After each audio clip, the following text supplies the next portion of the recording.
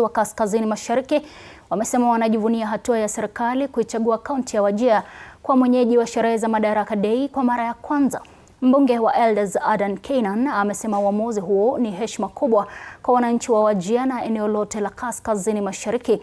Amewataka wakazi kujitokeza kwa wingi kushiriki maadhimisho hayo ya kihistoria, kudumisha amani na kuonyesha ukarimu, umoja na fahari ya kaunti hiyo kwa wageni kutoka sehemu mbalimbali za nchi.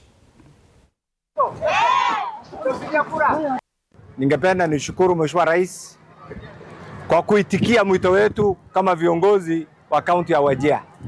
Kwa hakika tangu nchi yetu imepata uhuru, kuna mambo fulani tuliwahi kufikiria haitawezekana katika sehemu hii ya wafugaji. Wakati historia ya nchi yetu itaandikwa, itaingia kwa historia sira ya nchi yetu, itaingia kwa historia ya wakati wako ukiwa rais. Kwa viongozi na wakazi wa Wajir, ningependa niwashukuru kwa sababu umeonyesha ustadi, umeonyesha upendo, umeonyesha umoja, na hivyo ndio wakazi wa Wajir wanahitaji. Kwa hivyo ningependa niwapongeze viongozi wenzangu kwa kusimama pamoja, kwa kusikiza mwito wa watu wa Wajir ili watu wetu wafaidi kutoka kwa maendeleo ambayo inaonekana saa hizi.